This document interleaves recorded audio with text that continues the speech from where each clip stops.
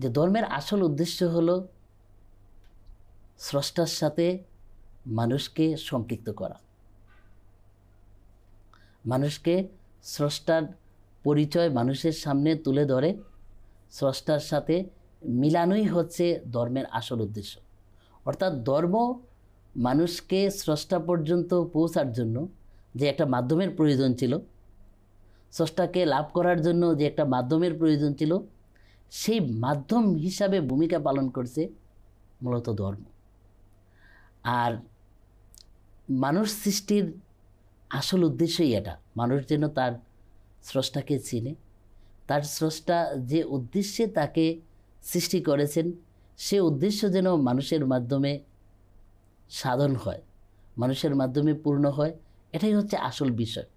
আর এই প্রসঙ্গেও আল্লাহ তাআলা নিজে পবিত্র কোরআন শরীফে সূরা আজ-জারিয়াতের ৫৭ নম্বর আয়াতে বলছেন, ওমা খালাকতুল জিন্না ওয়াল ইনসা ইল্লা লিয়াবুদুন, আমি মানুষ এবং জিনকে শুধুমাত্র আমার ইবাদতের জন্যই সৃষ্টি করেছি।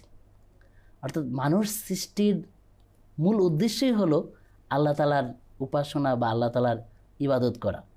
তাহলে ধর্মের মূল উদ্দেশ্যই হলো সেই ইবাদতের পদ্ধতি বলে দেওয়া, যে কিভাবে আল্লাহর ইবাদত করে আল্লাহর সান্নিধ্যে পৌঁছা যায়, আল্লাহকে লাভ করা যায়, আল্লাহর মধ্যে নিজেকে সমর্পণ করা যায়, আল্লাহর মধ্যে নিজেকে বিসর্জন দেওয়া যায়, আল্লাহর রঙে নিজেকে রঙিন করা যায়, আল্লাহর সিফতের বহির প্রকাশে পরিণত হওয়া যায়।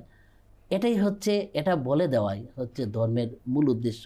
হযরত মুসলিম মাউদ রাদিয়াল্লাহু আনহু বিষয়টাকে আরও সহজ করার জন্য আরও কয়েকটা বিষয় বলছেন, যে অন্যভাবে যদি আমরা দেখি, তিনি তফসিরে কবিরের ১০ম খণ্ডের এই ৩৮৩ পৃষ্ঠায় বলছেন যে ধর্মের যদি আরেকভাবে দেখি তাহলে ধর্মের দুইটা প্রধান উদ্দেশ্য রয়েছে।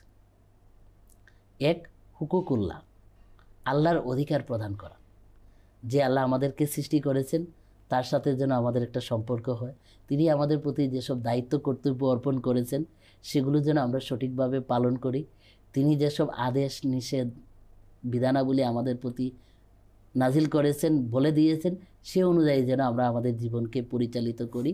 এটা হচ্ছে হুকুকুল্লাহ, তা আল্লাহর প্রতি আমাদের যে দায়িত্ব সেটা পালন করা, এটা হচ্ছে ধর্মের একটা উদ্দেশ্য।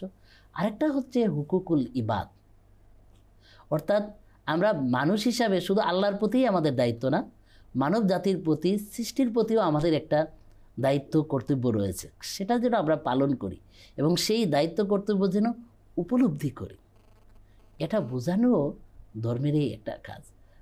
তাহলে ধর্মের দুইটা উদ্দেশ্য, এক হুকুকুল্লাহ, আল্লাহর অধিকার এবং দায়িত্ব কর্তব্য মানুষকে বোঝানো, দুই হুকুকুল ইবাদ, বান্দার বা সৃষ্টিজীবের প্রতি যে আমাদের দায়িত্ব এবং কর্তব্য রয়েছে, মানব সেবা বা সৃষ্টির সেবার যে বিষয়টা রয়েছে সেটা যেন আমরা উপলব্ধি করি, এটা বোঝানো ধর্মের একটা কাজ।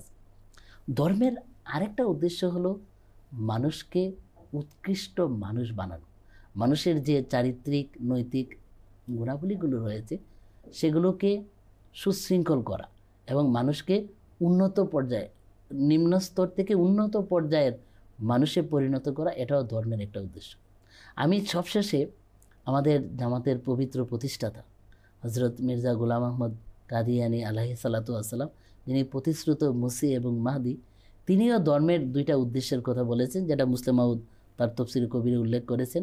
আমি তার বক্তব্যে এটা তুলে ধরেই এই প্রশ্নের উত্তর শেষ করতে চাই। তিনি বলছেন, ধর্মের সবচেয়ে বড় উদ্দেশ্য হলো মানুষ যেন আল্লাহ তাআলার সাথে সর্বোচ্চ স্তরের সম্পর্ক সৃষ্টি করে, এটা হচ্ছে ধর্মের সবচেয়ে বড় উদ্দেশ্য।